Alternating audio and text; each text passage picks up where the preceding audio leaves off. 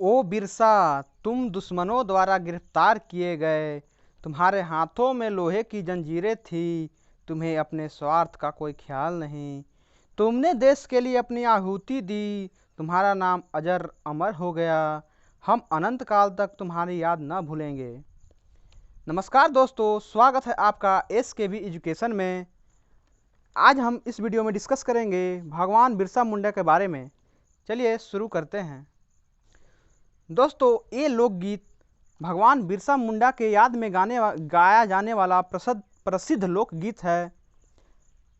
भगवान बिरसा मुंडा का शहादत दिवस 9 जून का था, यानी कल था। तो हम उनको शहादत पर सत सत नमन करते हैं।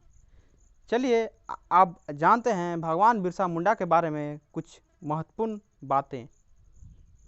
ये हैं भगवान बिरसा मुंडा, जिनका शहादत दिवस 9 जून को मनाया जाता है, क्योंकि इनको 9 जून 1900 ईस्वी को ये शहीद हुए थे। भगवान बिरसा मुंडा। दोस्तों, बिरसा मुंडा का जन्म 15 नवंबर 1875 ईस्वी में हुआ था। वह एक भारत के आदिवासी स्वतंत्रता सेनानी और लोक नायक थे, जिन्होंने बहुत ही कम उम्र में अंग्रेजों के खिलाफ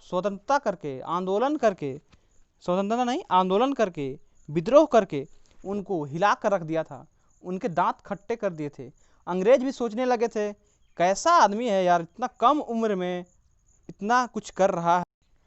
बिरसा मुंडा सन 1900 ईस्वी में मात्र 25 वर्ष की उम्र में उन्होंने 6000 समर्पित मुंडा साथियों के साथ अंग्रेजों के खिलाफ विद्रोह किए, लेकिन इस युद्ध में उनकी पराजय हुई और 460 आदिवासी मुंडाओं के साथ उन्हें गिरफ्तार कर लिया गया और उन्हें रांची जेल में डाल दिया गया, जहां पे उन्हें 9 जून 1900 ईस्वी को रहस्यमय तरीके से मृत्यु हो गई थी।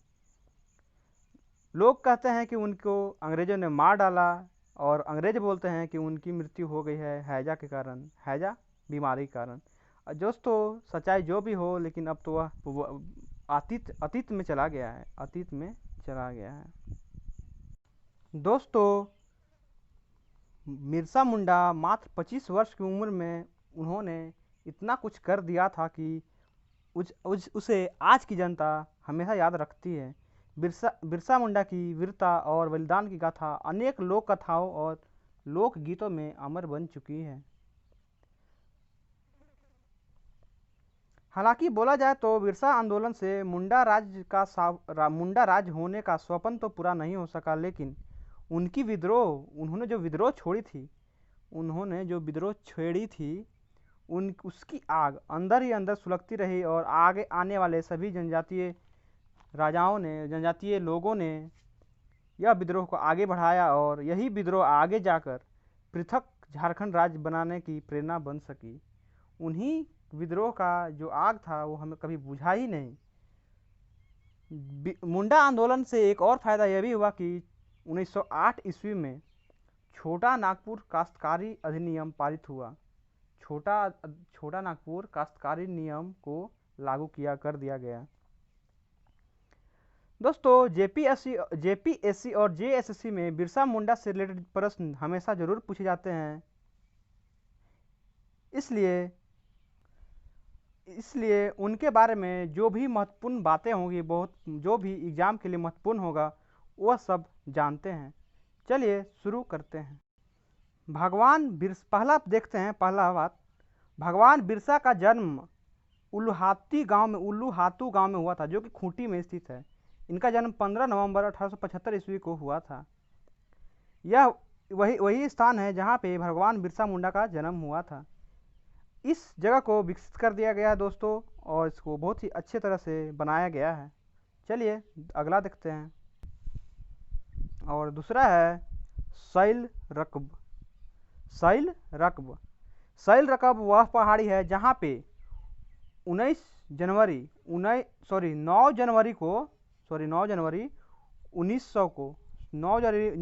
1900 ईस्वी को बिरसा मुंडा के समर्थक, यानी मुंडा साथियों, जो 6000 मुंडा साथियों थे वे, और अंग्रेजों के बीच घमासान युद्ध हुआ था यहाँ पे ही, सैल रकब पहाड़िया पे। इसको याद रखिएगा, कहाँ पे युद्ध हुआ था, तो सैल रकब पहाड़िया पे। यह बिरसा मुंडा की अंतिम लड़ाई थी जिसमें अंग्रेजों की फौज ने बिरसा मुंडा के समर्थकों पर गोलियों की बौछार कर दी थी और बड़ी संख्या में मुंडाओं ने शहादत दी थी।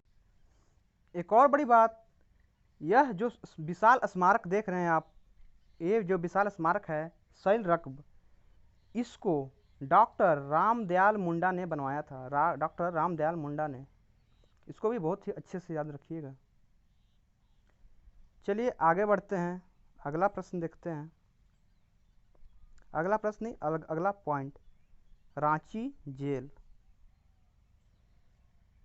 रांची जेल, रांची के बीचों बीच यह वही पुरानी जेल है जहां पे 3 फरवरी 1900 को हुई गिरफ्तारी के बाद बिरसा मुंडा को रखा गया था। जी हाँ दोस्तों, शैल रकब पहाड़िया पे जो युद्ध हुआ उसमें जो बिरसा मुंडा की पराजय हुई तो उनको गिरफ्तार करके रांची के इसी जेल में रखा गया था। वह कक्ष सुरक्षित है जिसमें उन्होंने 9 जून 1900 को अंतिम सांस ली थी। 9 जून 1900 को अंतिम सांस ली थी। इस जेल को पुनरुद्धार कर दिया गया है और परिसर में ही बिरसा मुंडा की विशाल प्रतिमा लगी हुई है। चलिए दोस्तों, चौथा पॉइंट्स देखते हैं, समाधि स्थल। समाधि स्थल झारखंड की राजधानी रांची के कोकर में है। कहाँ पे? कोकर में स्थित यह स्थान है, यह वही स्थान है जहां बिरसा मुंडा का अंतिम संस्कार किया गया था। बिरसा मुंडा का अंतिम संस्कार यहीं पे किया गया था। समाधि स्थल इसको बोलते हैं। यहाँ पे एक छोटी सी नदी बहती थी जिसके तट पे अंतिम संस्कार किया गया था। अब वहाँ पर बिरसा मुंडा की भव्य समाधि बनाई गई है। चलिए दोस्तों, ये सब तो आपको अच्छा से क्लियर हो गया होगा और आगे बढ़ते हैं। अब सभी बातें अच्छे से संक्षिप्त में, शॉर्ट में याद करते हैं। बिरसा मुंडा का नामकरण बिरसा इसलिए किया गया क्योंकि उनका जन्म बृहस्पति के दिन हुआ था, बृहस्पतिवार के दिन हुआ था। उनका बचपन का नाम था दाऊद मुंडा। उनका जन्म 15 नवंबर 1875 ईस्वी को झारखंड के खूंटी जिले के तमाड़ थाना के अंतर्गत उलहाती गांव में हुआ था। 15 नवंबर 1875 ईस्वी को खूंटी जिले के तमाड़ थाना के उलीहातू गांव में। पिता का नाम सुगना मुंडा था, और माता का नाम कदमी मुंडा। भाई का नाम कोंता मुंडा। पिता का नाम सुगना मुंडा, माता का नाम कदमी मुंडा और भाई का नाम कोंता मुंडा था। चलिए आगे देखते हैं। बिरसा मुंडा के जो प्रथम शिक्षक यानी आरंभिक शिक्षक थे उनका नाम था जयपाल नाग। धार्मिक गुरु का नाम था आनंद पांडा या आनंद पांडे। बिरसा मुंडा ने एक धर्म की स्थापना की थी जिसका नाम था सिंह बोंगा धर्म, और यह एक ईश्वर में विश्वास रखने के लिए प्रेरित था।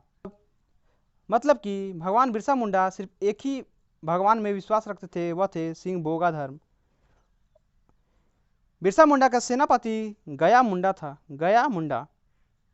अरण्य अधिकार, जो कि बिरसा मुंडा के जन्म पर आधारित कहानी की किताब है, उसको 1975 ईस्वी में महाश्वेता देवी ने 1975 ईस्वी में अरण्य अधिकार नामक बुक लिखी थी। मुंडा समाज आज भी उनका मतलब उपनाम था बिरसा भगवान, धरती आबा, विश्व पिता का अवतार।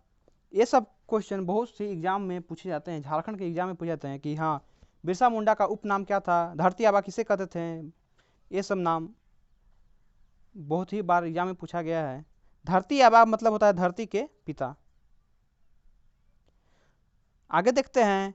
उन्होंने ब्रिटिश शासनों और जमींदारों और महाजनों के विरुद्ध आंदोलन किया, जिसे बिरसा उल गुलान, उन्होंने जो विद्रोह किया था, आंदोलन किया था, उसे बिरसा उल गुलान या मुंडा उल गुलान या मुंडा विद्रोह कहते हैं। मुंडा विद्रोह। भगवान बिरसा मुंडा का मृत्यु 9 जून 1900 ईस्वी को रांची जेल में रहस्यमय तरीके से हो गई थी। हालांकि अंग्रेज सरकार ने इनका मौत का वजह हैजा बताया था, लेकिन सच्चाई कुछ और ही थी, क्योंकि उसमें हैजा के कोई भी लक्षण नहीं थे। दोस्तों, इसी वीडियो के साथ इसी बातों के साथ आज का वीडियो समाप्त होता है। दोस्तों, इस चैनल पर इसी तरह के और भी अच्छे अच्छे वीडियो आते रहेंगे, जो कि झारखंड के सभी एग्ज़ामों के लिए बहुत ही महत्वपूर्ण होगा। इससे भी अच्छे महत्वपूर्ण और अच्छे लेवल के वीडियो आएंगे। बस आप इससे शेयर करिए, सब्सक्राइब कीजिए, लाइक कीजिए और बेल बटन दबाइए। Okay, bye.